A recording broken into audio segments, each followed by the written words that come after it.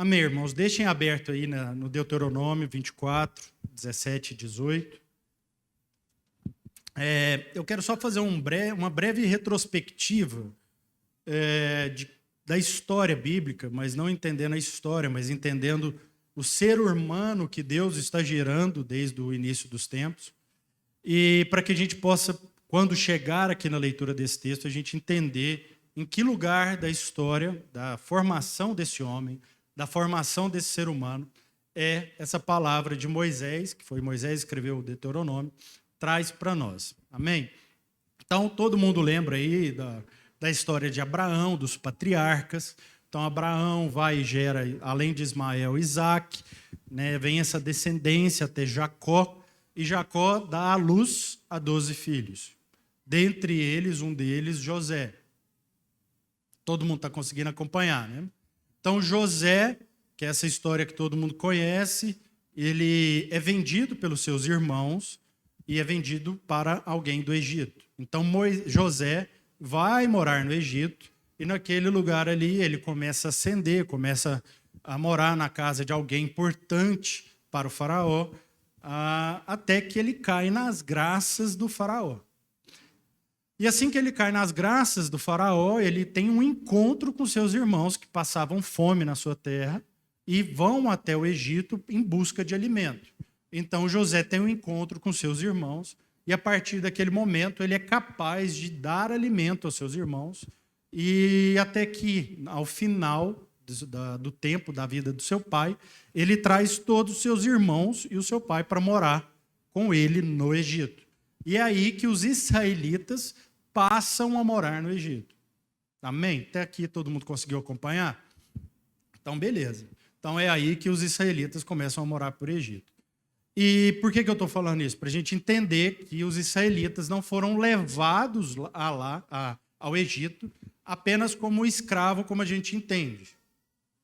Porque muitas vezes, quando a gente pensa na escravidão, quando a gente lembra da escravidão, a gente lembra provavelmente das últimas épocas, das últimas décadas. Então, que são pessoas acorrentadas, contra a sua vontade, tirados de sua terra natal. E existiam, sim, pessoas que foram acorrentadas, enfim, já naquela época. Porque era extremamente comum, ao dominar um povo, você escravizar o resto daquele povo que ali permanecia. Mas não é o caso dos israelitas. Os israelitas vão pela sua própria vontade ao Egito. Porque passavam fome em Canaã, eles vão ao Egito. E lá, ao chegar lá, tudo já está preparado para eles. Porque um irmão deles já estava lá naquele lugar. José já estava sendo preparado por Deus para ajudar os seus irmãos. Para receber os seus irmãos naquela terra. Amém? Então, essa é a parte de Gênesis. Tá? Então, a gente vai ler o último livro daquilo que é considerado a Torá, ou os 5 primeiros livros da Bíblia. Então, a gente está lendo o último livro deles, que é basicamente toda a concentração daquilo que é o judaísmo. E, então, a gente termina Gênesis e, em Êxodo, começa a saída do povo do Egito. Então vamos recapitular. Israel é levado ao Egito, ele vai até o Egito pela sua própria vontade, lá ele encontra seu irmão, lá ele encontra uma terra que te dê condições de sobrevivência, e naquele lugar ele ali permanece, e à medida que aquele povo aumenta em número, aumenta também a sua opressão. Então, os egípcios começam a oprimir o povo de Israel, gerando uma carga grande de trabalho. Não é uma carga grande de escravidão, é uma carga grande de trabalho. À medida que eles aumentavam em número, os egípcios, preocupados com aquele povo, que aquele povo poderia se rebelar contra eles, tomar as suas coisas, tomar as suas terras, eles aumentam o trabalho. Colocam cada vez mais trabalho no lombo dos israelitas. Bacana, gostei desse fundo musical aí. Ficou bacana ele. Se quiser deixar baixinho, pode deixar, não tem problema não. Então, Êxodo vai nos contar essa história de como Deus vai levantar dentre esse povo aquele que talvez tivesse a maior carga de cultura egípcia, que era Moisés, que é um menino deixado no rio, porque havia um recenseamento entre o povo egípcio, falando, a cada um aí que nascer, mata, porque senão vai ser muito povo aqui pra gente. Uma ordem do faraó da época. Então, aquele povo, a mãe de Moisés, pega Moisés, coloca numa cesta e lança no rio para ver se o menino sobrevive. Então, ele é pego pela irmã de faraó, é levado para o templo, né, egípcio, e ali é criado como um verdadeiro egípcio. Inclusive, não tinha o nome de Moisés. Então, ele é criado na cultura egípcia e aquilo ali está enraizado em Moisés. E é engraçado que Jesus vai lá, Deus, perdão, mas Jesus também, pega Moisés e o levanta como aquele que libertaria o seu povo daquela condição análoga à escravidão. Que aquele povo não estava acorrentado, aquele povo não tinha privado a sua mobilidade, muitos poderiam simplesmente sair dali, mas eles estavam numa condição de escravidão. Amém? Vocês estão entendendo aonde a gente está chegando? Então, beleza. Então, aí vem o livro de Êxodo, vai contar essa história para nós. E Moisés vai levar esse povo para fora. Então, tem toda aquela história que a gente conhece. Moisés para na frente do mar, pisa, o mar abre, enfim. Toda essa história bíblica que todos nós conhecemos. Então, Moisés, ao levar o povo, e a gente precisa ter isso em mente, ele está tirando o povo dessa condição, dessa forma de pensar do Egito, e está levando eles para a terra prometida. É um caminho, é um processo que vai se dar na vida daquele povo. E nesse processo, a primeira geração maior de 40 anos fica pelo deserto. A geração dos israelitas que saíram do Egito e que iam até a terra prometida, aqueles que saíram ali tendo mais de 40 anos, eles vão ficar pelo caminho. Eles vão morrer antes de Israel entrar na terra prometida. Por um simples motivo. Porque eles saíram do Egito, mas o Egito em nenhum momento saiu deles. Então, durante essa trajetória, eles vão reclamar de tudo. Vão reclamar da comida que era dada, vão reclamar da falta de água, vão reclamar das condições que foram entregues a eles, vão reclamar de tudo. Então, eles ficam pelo caminho. Porque muitas vezes a gente parece até uma maldade, né? Deus tirar aquele povo daquele lugar e deixar eles pelo caminho. Mas não, é porque eles ficaram pelo caminho. Não foi uma condição imposta, foi uma condição própria deles. Então, eles ficaram pelo caminho. Então, a segunda geração, aqueles que ainda crianças ou menores de 40 anos, que começaram essa travessia e permaneciam ali, eles são instigados por Moisés naquilo que é o livro Deuteronômio, que, segundo a tradição do latim, vai ser a segunda lei. Mas o melhor é que a gente traduza por essas são as palavras, essas são as formas. Então, Moisés vai repetir para aquele povo, interpretando e até criando outras novas leis, para aquele mesmo povo, aquilo que Deus já havia falado no Monte Sinai. Já tinha falado uma vez e aquele povo não tinha entendido.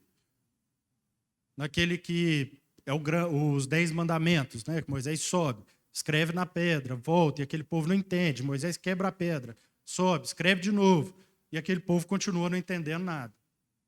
Então Moisés, agora já nas planícies do Moabe, ali no Monte Moabe, um lugar onde ele conseguia já ver de relance o que era a terra prometida, tanto que ele vai subir um pouco mais num lugar que chamava, esqueci o nome do monte, mas que hoje, inclusive, um franciscano brasileiro cuida de todo aquele lugar, que é de onde Moisés vai olhar e vai ver a terra prometida daquele lugar. Ele não entra na terra prometida, mas ele vê a terra prometida daquele lugar. Então Moisés está um pouquinho antes de chegar nesse lugar, no Monte Moabe, ele sobe e começa a falar para aquela geração que permaneceu nesse processo, nessa caminhada, ele vai falar novamente aquilo que a lei instruía aos corações deles. Qual que era a instrução da lei? E Moisés vai fazer toda uma introdução. Primeiro ele vai contar toda a história, contar o que foram os erros dos pais desse povo, dessa geração que se ficou no caminho. Ele vai trazer os 10 mandamentos novamente. E aí fica parecendo que é uma repetição, mas não é uma repetição. É trazer na memória daquele povo aquilo que eles tinham passado. Até que ele chega em alguns momentos que ele vai conduzir aquele povo sobre uma forma de viver, sobre uma expressão como povo. E aí, ao ler essas interpretações, essas leis, esses mandamentos que são contidos em Deuteronômio, às vezes para a gente fica complexo, porque fica parecendo que é uma coisa muito retrógrada, ou de que é um Deus muito ultrapassado. Mas a gente precisa fazer essa comparação com aquilo que são as leis da época. Código de Hammurabi e várias outras leis que já surgiam. E ao ver a forma como essa lei ela se inteira, como ela se integra nesse plano social, a gente começa a perceber que Deus já estava colocando as sementes da sua justiça, da forma como ele se expressa como justo. E então a gente vai ler aquilo que está em Deuteronômio 24, o versículo 17 e 18, só para a gente entender uma dessas partes, uma importante parte, que vai falar sobre aquilo que é a ordem da sociedade, do viver em família, de como a gente deve se portar em família. E eu vou ler com vocês. Então, o versículo 17 vai dizer: não perverterás o direito do estrangeiro e do órfão, nem tomarás em penhor a roupa da viúva. Lembra-te de que foste escravo no Egito, de onde o Senhor te libertou, pelo que te ordeno proceder assim. Amém? Vamos ler de novo? Não perverterás o direito do estrangeiro e do órfão, nem tomarás em penhor a roupa da viúva, ou o manto da viúva. Lembra-te que foste escravo do Egito, de onde o Senhor te libertou, pelo que te ordeno proceder assim. Amém? Moisés faz essas lembranças àquele povo de algo que muitas vezes naquele tempo, não era conhecido, que eram as condições de certa miserabilidade. Então, do estrangeiro que não tinha direito a uma terra, porque a terra naquele tempo representava tudo aquilo que era o sustento daquele povo. Então, por isso que para o povo de Israel, entrar na terra prometida era algo de suma importância. Então, o estrangeiro é alguém que não tem posses, é alguém pobre, que não tem como se sustentar, porque ele não está na sua terra. Então, Israel é lembrado dessa pobreza e, em seguida, ele também é lembrado do órfão. Porque, lembrando novamente, uma coisa de suma importância para Israel, tanto que Mateus, no início do seu evangelho, vai fazer todo um traçado da genealogia de Jesus, e eu sei que nos dias atuais isso parece de pouca relevância ou de pouca importância, mas até algumas décadas atrás, a família que se pertencia tinha muito valor, tinha muita riqueza. Tanto que, em sociedades e formas de pensar, surgiram tantos reis e reinados, e tantas riquezas passadas de família em família. Então, quem que é um órfão? É alguém desamparado. Alguém que não tem uma outra pessoa para contar. Alguém que não tem uma história a ser contada. Alguém que está totalmente só. É um órfão. E ele continua: nem tomarás em penhor a roupa da viúva. Quando fala aqui roupa, ele quer dizer o manto, porque um pouco antes nesse capítulo a gente vai ver como Deus introduz uma semente de justiça naquele povo, quando ele diz: olha, beleza, se você largar a sua mulher, você vai ter que dar um manto, você vai ter que dar algo com que ela se cubra, para que ela não fique exposta. E ele introduz isso não para que validar qualquer condição daquele povo ou qualquer forma como aquele povo vivia, mas não. Era para poder introduzir uma forma de pensar, um cuidado, mesmo nas piores situações. Amém? Então a gente está fazendo toda essa introdução para a gente entender qual que é a direção daquilo que é a vida cristã, daquilo que é a direção das nossas vidas, para onde vão as nossas ações, para onde vai as nossas vidas, para que a gente não se perca nessa caminhada, que foi onde eles se perderam. Amém? E eu quero trazer ainda uma coisa ainda mais grave para vocês. A gente vai lá agora para a carta de Tiago, mas lembrar ainda uma coisa mais grave. Ao final desse livro de Deuteronômio, acontece uma coisa bem singular, muito singular. Moisés começa a fazer o seu discurso final. E ele começa a fazer o seu discurso final dizendo assim, olha, vocês têm que lembrar aquilo que foi, como é que foi a vida do pai de vocês, o que vocês passaram, como que vocês chegaram até aqui. Até que Moisés se dá conta que fala assim, tá, eu sei que vocês vão se rebelar. Eu sei. O pior é que eu estou fazendo todo esse discurso, falando todas essas coisas, mas eu sei que vocês vão se rebelar. Mas, ao final, lembrem que existe um Deus que ama vocês. E ele termina assim. E sobe o monte para morrer ali, sem nem ter visto a terra prometida. Você pode me interromper a hora que você quiser, viu? Você sabe disso, eu não vou ficar fazendo sala para você aqui, não. Não, é só porque parece que tá dando certo. Se as meninas entrarem aí, a gente já deixa elas falar, porque... Tranquilo. Na hora que elas entrarem, vocês me avisam que a gente já para aqui. Tá? Então Moisés termina nisso, termina entregando, dizendo para aquele povo, não, eu sei que vocês vão se rebelar. Estou fazendo todo esse discurso aqui, falando para vocês não sei quantas horas, mas vocês vão se rebelar. Porque Moisés sabia que, em grande parte, aquilo que os levou até o Egito não tinha saído da essência deles, que era uma preocupação consigo mesmo. O que levou os irmãos de José até o Egito? A fome. E por que eles passaram fome? Eu não sei. Mas eu tenho uma plena certeza de que o pai deles era Jacó. E que o Deus de Jacó era o mesmo de Abraão, era o mesmo de Isaac, e que de geração em geração sustentava aquele povo. Então, o que aqueles irmãos perderam? Uma consciência de quem eles são.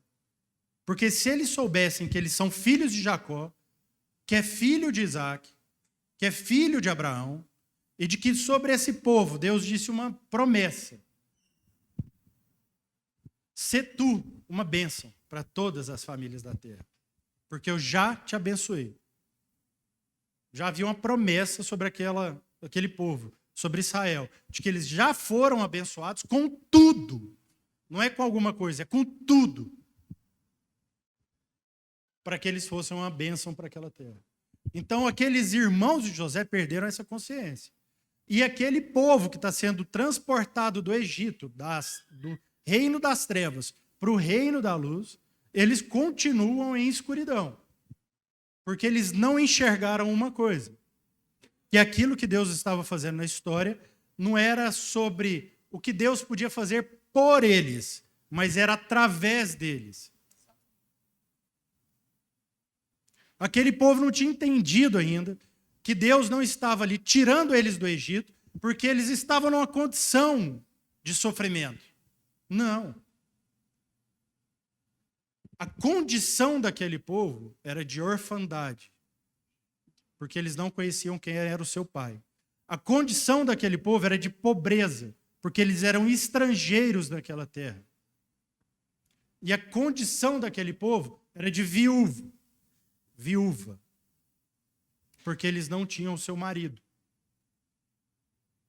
Esse marido que na história nós vamos conhecer como Cristo, como Jesus.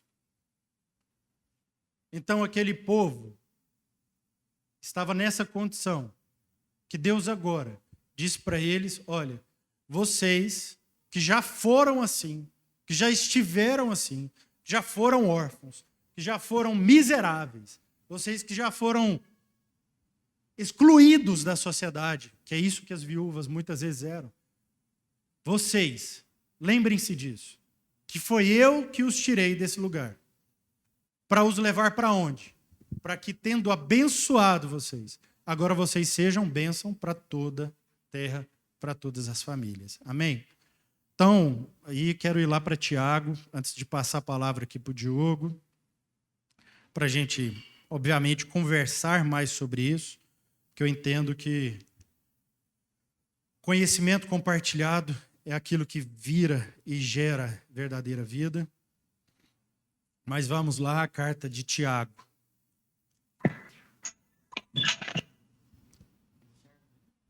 Não sei.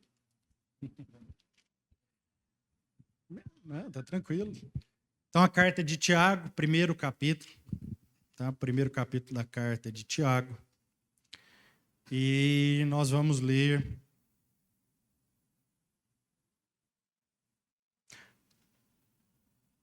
do 21 até o 27. Capítulo 1, versículo 21 até o 27. Se conseguirem colocar aqui atrás, para o pessoal ir acompanhando, tá? Então, a carta de Tiago vai dizer o seguinte: pelo que, despojando-vos de toda impureza, de todo vestígio do mal, recebei com mansidão a palavra em vós implantada, a qual é poderosa para vos salvar. E sede praticantes da palavra, e não somente ouvintes, enganando-vos a vós mesmos. Se alguém é ouvinte da palavra e não praticante, é semelhante ao homem que contempla no espelho o seu rosto natural e, depois de se contemplar a si mesmo, vai-se e logo se esquece de como era. Aquele, porém, que atenta bem para a lei perfeita, a da liberdade, e nela persevera, não sendo ouvinte esquecido, mas executor da obra, este será bem-aventurado no que realizar. Se alguém cuida ser religioso, mas não refreia a sua língua, antes engana o seu coração, a sua religião é vã.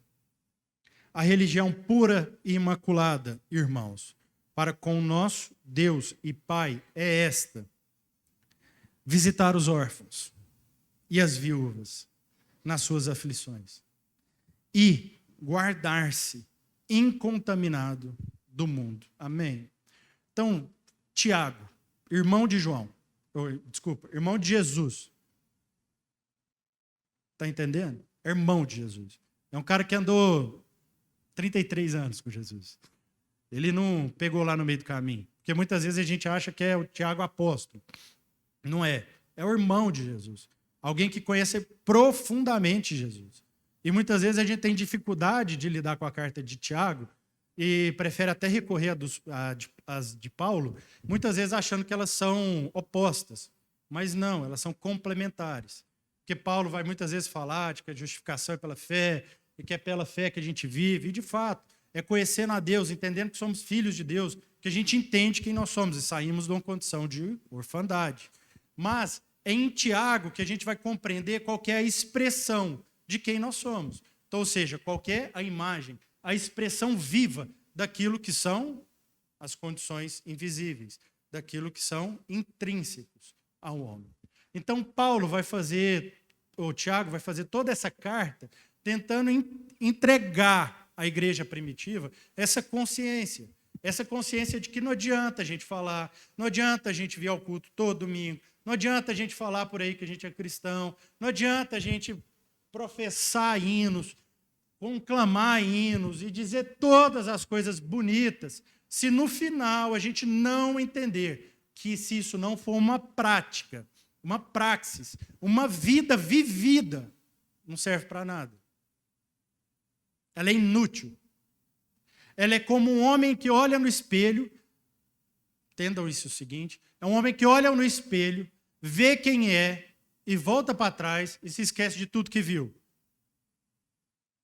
E eu ainda vou mais além, porque tem gente que vai ao contrário. Vai ao espelho, vê a imagem que quer ver de si mesmo. Porque tem muita gente, muitos irmãos, que vão à palavra de Deus, vão buscar a Bíblia, não para que a Bíblia leia eles, mas para que eles leiam na Bíblia aquilo que eles gostariam de ver de si mesmo. E como aquilo vai beneficiar a si mesmo. Enquanto que a palavra de Deus é a leitura de Deus, do homem que ele está gerando e aonde estão os percalços. É por isso que Tiago vai falar assim, transformem tentação em provação. Porque a gente começa a achar que o nosso problema é que a gente está sendo tentado pelo diabo. E não é. Porque o que Tiago vai dizer aqui para a gente é o contrário. Ele vai dizer, vocês estão enganando a si mesmos. Pior do que ser tentado é ser enganado por si mesmo. Pior do que ser enganado pelo diabo é enganar a si mesmo. É dizer que a Bíblia o lê e não lê. Porque a gente continua lendo a Bíblia como quem quer ler aquilo que gostaria da sua própria vida. E é por isso que muitas vezes a gente não encara o livro de Tiago. Porque o livro de Tiago vai cobrar da gente movimento. Vai cobrar da gente ver essas coisas que estão acontecendo, por exemplo, na Bahia, e não ficar daqui aplaudindo.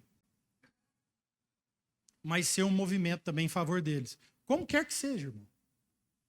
Com uma ligação pelas meninas para orar, uma oração, enfim, não é em como você vai fazer, mas é em quem você está sendo transformado. Porque se o quem necessário está sendo transformado em vocês, tenha plena certeza de que não haverão viúvas, órfãos e pobres. E isso não tem a ver com condição social, da forma literal como a gente ouve. Porque o pobre nunca foi pobre para que alguém que se acha rico fosse lá e suprisse a necessidade dele. Pelo contrário, foi para que aquele rico encontrasse o irmão pobre, que muitas vezes é muito mais rico, e ficasse frente à sua miserabilidade. Ficasse frente à sua pobreza. E isso fosse um espelho verdadeiro para ele. Porque senão Deus, e desculpa a forma de falar, irmãos, mas senão Deus seria inútil se a pobreza fosse uma condição social, literal, como a gente lê. Porque como que Deus deixa a fome? Se Ele é o Criador de tudo. Como que Deus tira um pai de alguém? Se Ele é o pai da humanidade.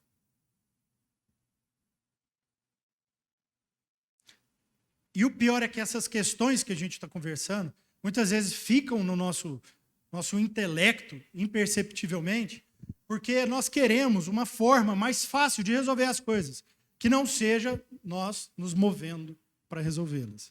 Nós preferimos devolver a Deus. Não, Deus, então se você é Deus, vai lá e resolva. E a gente esquece de que isso é para ler a nossa impureza. É para ler quem nós somos. E é nesses encontros que nós somos revelados. Amém, irmãos? Que é isso que o Tiago está trazendo para a gente. Porque no fim, o problema de todos nós, o problema da queda, o problema inteiro na Bíblia, tem a ver com uma única condição social, que afeta tanto ao pobre, que afeta tanto a viúva, quanto ao órfão. Solidão. Porque eles vivem só. Eles vivem para si mesmos. E todo o esforço e trabalho da vida deles é para garantir que eles vivam. E por isso, sozinhos, eles padecem da pior crueldade que pode existir no mundo: solidão. O órfão é só de pai. A viúva é só de um esposo. O pobre é só de um irmão que não tem com quem compartilha. E todos eles padecem pelo mesmo mal, a solidão. E é isso que nos mata, irmãos. É isso que faz com que a gente não compreenda a responsabilidade de adotar uns aos outros, de cuidarmos uns dos outros. De eu ser esposo para ir esposa do meu amigo, porque eu acho que é só responsabilidade dele e que não é minha. Para eu ser um pai dos filhos dos meus irmãos e não simplesmente transferir para eles a responsabilidade de criá-los. Para eu ser uma pessoa que assume a conta do outro, que não me é minha responsabilidade. Então, tudo isso envolve a solidão. A solidão nos torna irresponsáveis com o outro. E é por isso que tem muita igreja, muita vida padecendo, ao mesmo tempo que todo discurso é bonito. Porque são pessoas que gostam da filiação, gostam de ter tudo aquilo que Deus deseja para eles. Gostam de todas as bênçãos que Deus os conduziu. Mas eles não gostam da responsabilidade de ser uma bênção para todo o povo da terra. E se permanecem imóveis. Amém? Amém. Se você quiser falar.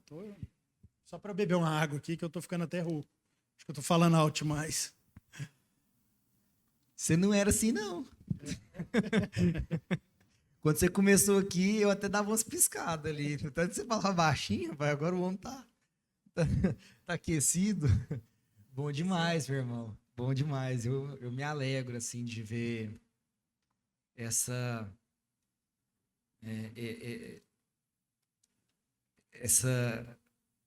espera de você, que as pessoas enxerguem aquilo que você está vendo, que as pessoas ouçam aquilo que Deus está depositando no seu coração. E o que é mais importante, eu vejo que isso vai além do púlpito, né? E eu vejo isso sendo materializado na sua vida, a maneira como você tem caminhado, sabe, crescido em espírito e em verdade, principalmente fora daqui. Então isso, eu me alegro muito de ver você aí, quase falando, me ouça, gente, porque é isso mesmo, não tem outro caminho, né? E eu queria completar, né? Não é nem completar, mas continuar falando que a gente precisa nos reconhecer em Cristo. Porque é isso, né? Quando a gente nos reconhece em Cristo, a gente vive o único princípio. A gente vive o amor, que não é em favor de nós mesmos, né? É aquele amor da entrega em favor do próximo, que é Cristo.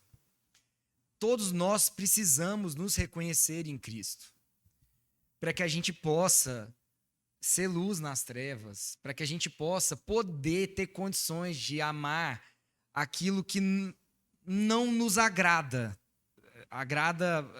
nós mesmos, que é o quê? Que é cuidar de um órfão, que é cuidar de uma viúva, porque isso não nos traz benefício nenhum. Mas é justamente esse o único princípio que Jesus veio para cá. Jesus veio para cá para nos ensinar a amar aquilo que não nos beneficia, humanamente falando, mas que é a única coisa que nos traz vida. É o Espírito do Cristo. É reconhecer que o Diogo tem condições de amar além de mim mesmo. E é essa a terra prometida.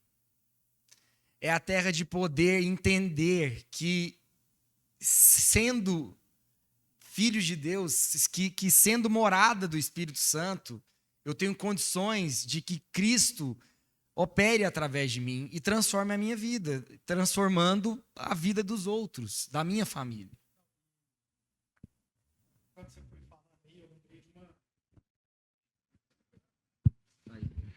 Você foi falando, desculpa te interromper, mas você foi falando e me lembrou de uma coisa, assim.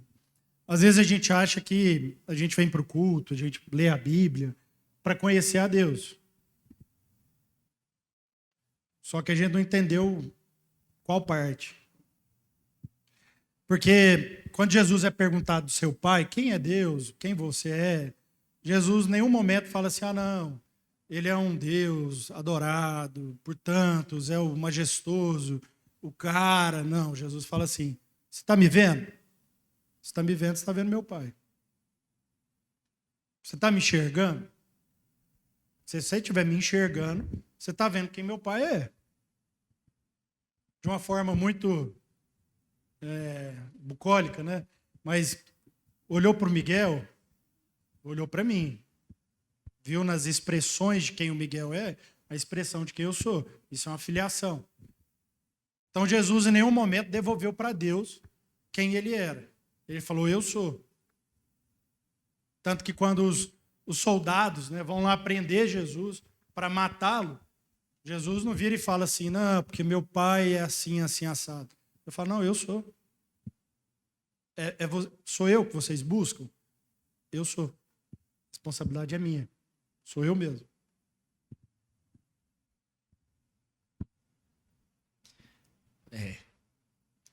E quem foi Jesus, né?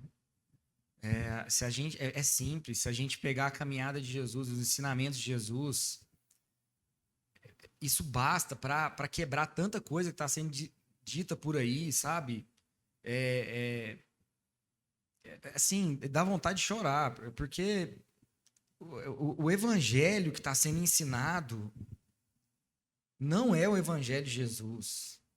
E muitas vezes o evangelho que eu busco também não é o evangelho de Jesus, sabe? Mas que bom que a gente tem momentos em que os nossos olhos, né? Deus ele não desiste de nós. Porque se nós temos condições de fazer essa reflexão, é porque há esperança no coração de cada um de nós. E todo tempo é tempo mesmo para Deus operar em nós aquilo que Ele espera que nós sejamos.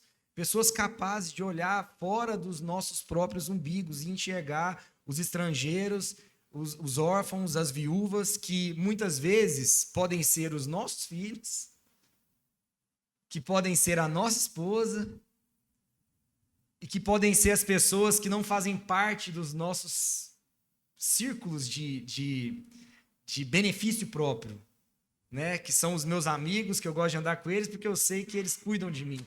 Esse pode ser a pessoa fora desse círculo, é o estrangeiro. É aquela pessoa que eu ajudo sem esperar nada em troca. Só Cristo pode fazer isso por nós. Porque se não for num reconhecimento de quem Cristo está fazendo através de mim, eu cuido do estrangeiro esperando algo em troca. Eu vou para a Bahia e pode ser que em determinado momento que eu estou lá ajudando, fazendo, eu estou lá e quando eu chego em um momento eu espero um reconhecimento. Por isso que é uma coisa de tempo integral. O reconhecimento de quem Cristo é em mim tem que ser de tempo integral, porque no momento em que eu posso estar sendo assim, olha, esse Diogo aqui está sendo que Cristo está operando em mim, num momento de vaidade eu posso me tornar outra pessoa. Por isso que eu honro a vida de cada um que está aqui. De todo mundo. Porque aqui é o momento em que a gente pode, talvez, voltar no lugar, sabe? Ajustar aquela pecinha que está faltando para a gente não se perder novamente. Porque todo mundo aqui, em algum momento, se perde. Se perde. Mas todo tempo é tempo para a gente se reconhecer em Cristo. Todo tempo é tempo da gente nos conhecer de quem Deus nos criou para ser. Né? E quando Jesus fala, né, que a gente vai fazer obras maiores que Ele, eu medito tanto nisso, sabe? Eu fico pensando, talvez ver eu transformado injustifique outra pessoa de tomar o mesmo caminho, sabe? A pessoa fica injustificável. Porque talvez a primeira coisa que ela possa dizer é falar assim, mas é Jesus. Aí vira e fala assim, tá, mas sou eu. A pessoa olha e fala assim, cara, o Diogo fazendo isso. Às vezes ele fala assim, o Diogo me deu um tombo ano passado, agora ele tá me ofertando. Tipo assim, não, esse aqui, calma, como assim? Talvez é nisso. Talvez na onde a gente seja inspiração, talvez o próprio Jesus não seria. Porque por ser Jesus, você daria para a pessoa uma justificativa. Mas eu não sou Jesus. Mas o Espírito do Cristo habita em mim. E não é o Diogo que está fazendo. É Cristo, é o Diogo Cristo, né? Não é Jesus sem Cristo. É um homem igual eu. Mas é Cristo Jesus. É o Espírito do Cristo que habitava em Jesus. O Espírito do Cristo habita em mim, habita no Raul, habita em todos vocês. Para que a pessoa veja um Raul diferente. O Raul Cristo. E esse Raul Cristo é capaz de fazer uma obra que pode ser que o Jesus Cristo não seria capaz de transformar uma pessoa. O Espírito de Cristo é o mesmo do Espírito de Jesus. Mas eu posso adentrar em lugares e tocar pessoas que o Rafael pode não ter acesso. E eu, com certeza, o Rafael pode entrar em lugares e tocar pessoas que eu, com certeza, não teria acesso a elas. Por isso que quando Paulo faz uma viagem missionária e ele briga com João Marcos. Não. Ele circuncisa Timóteo. Vai circuncidar Timóteo, isso. Por quê? Porque ele sabe que Timóteo conseguia adentrar em lugares que outras pessoas não adentrariam. Ele falaria de igual para igual, apresentando um Cristo ali. Então, meus irmãos, eu quero dizer que cada um de vocês é muito importante para o reino de Deus. E cada um de vocês tem o mesmo Espírito de Jesus, Cristo. Existe um Cristo habitando o coração de cada um de vocês.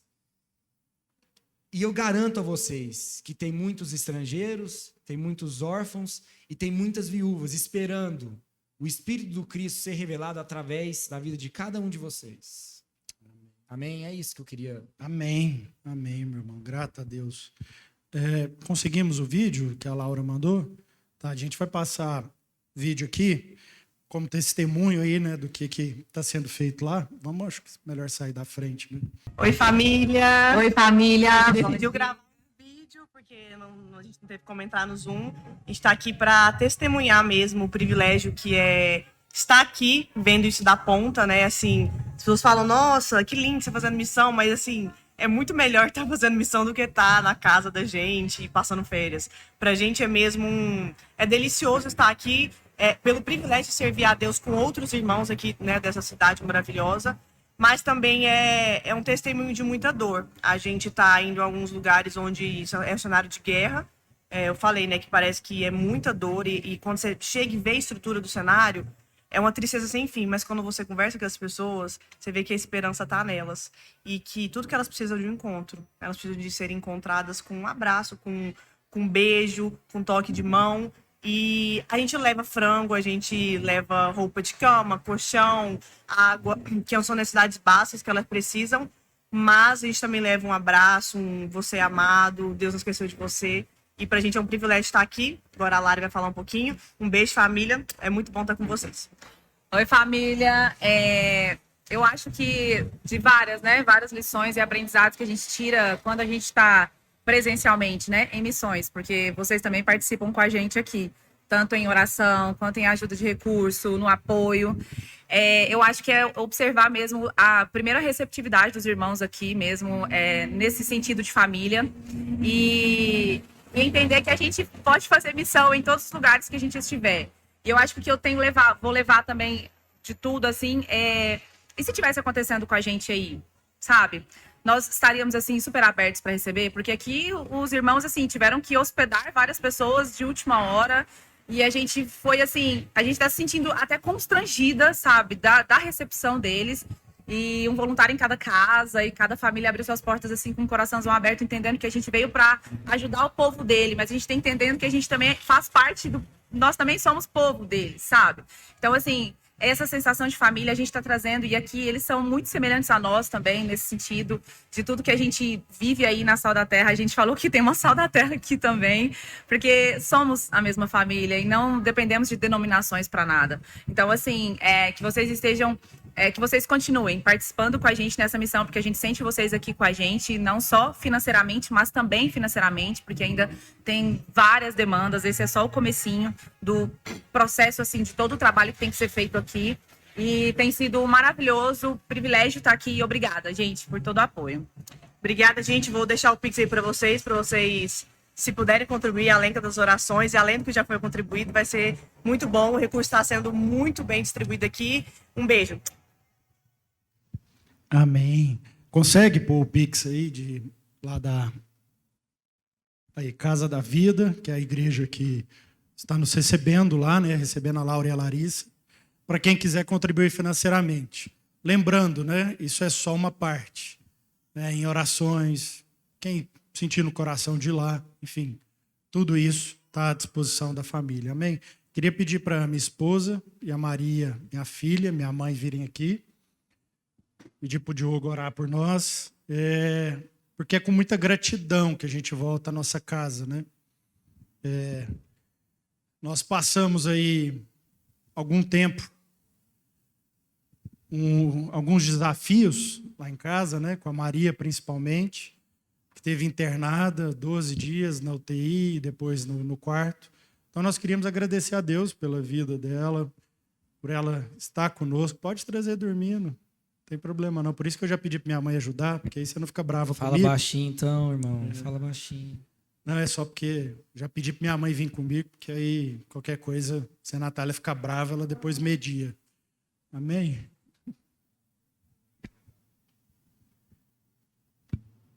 Para quem não sabe, a Maria passou por momentos muito difíceis, irmãos.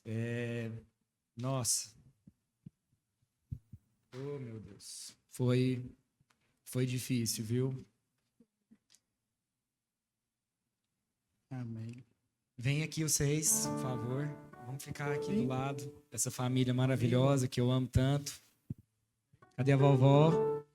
A Bisa, né? É a Bisa. Esses dias na UTI, eu acho assim que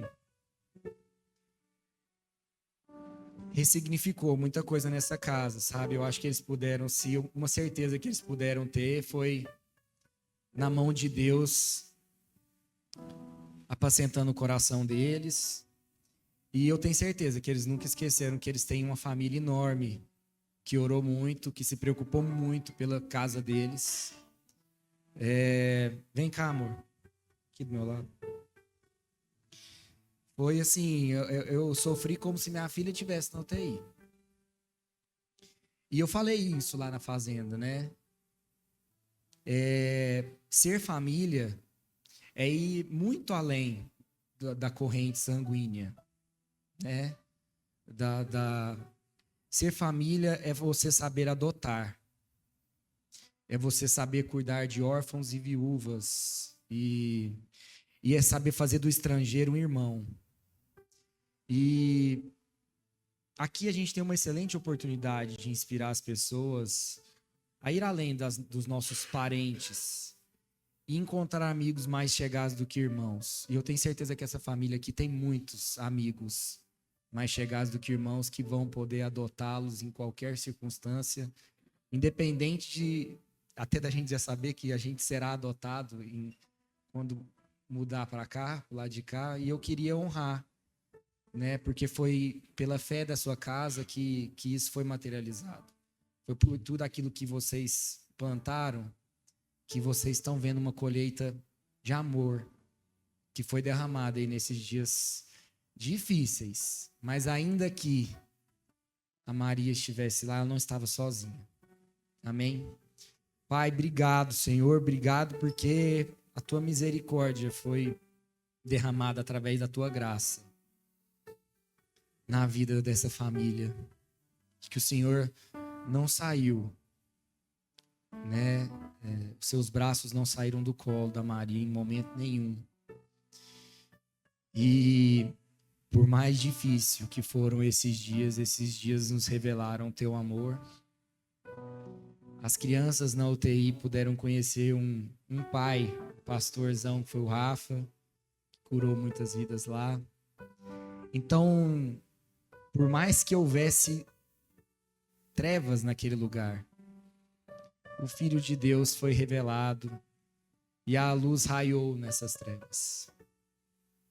A gente pôde entender o propósito dela estar lá e o propósito de ser quem ela é, Maria. Com certeza, uma bebezinha cheia de graça, que vem nos ensinando a entrega, a esperar no Senhor, e que a esperança vem do Senhor. E ela vem. Pai, obrigado.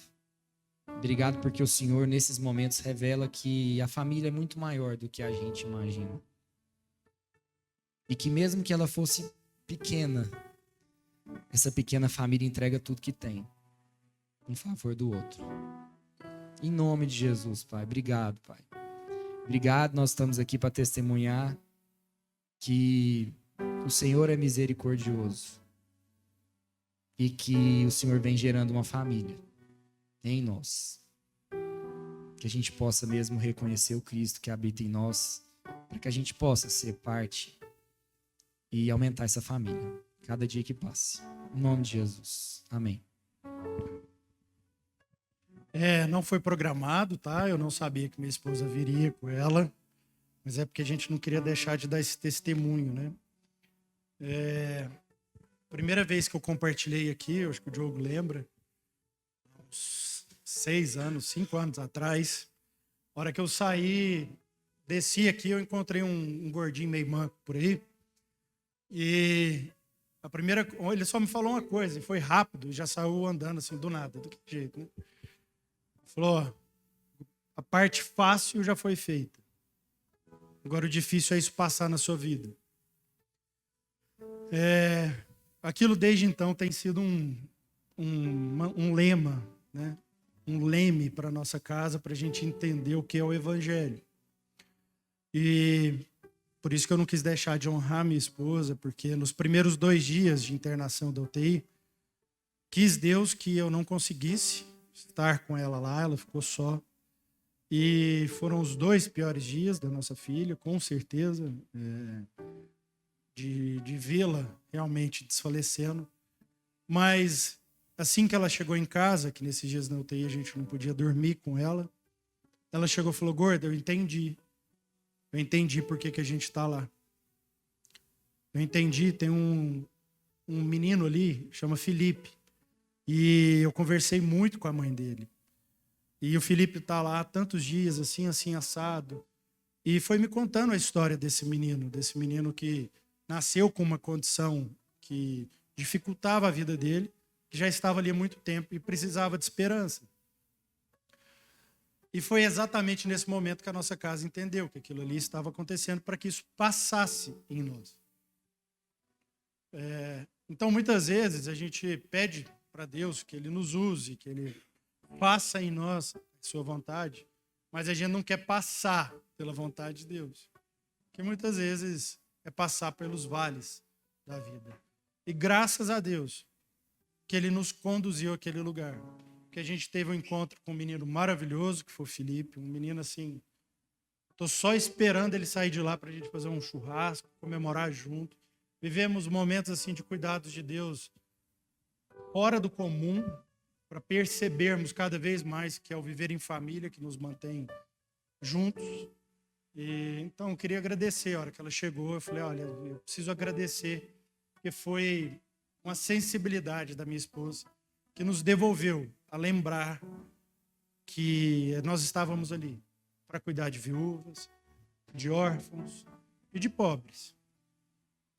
E que aquele lugar ali poderia ter a condição que fosse, mas não haveria solidão.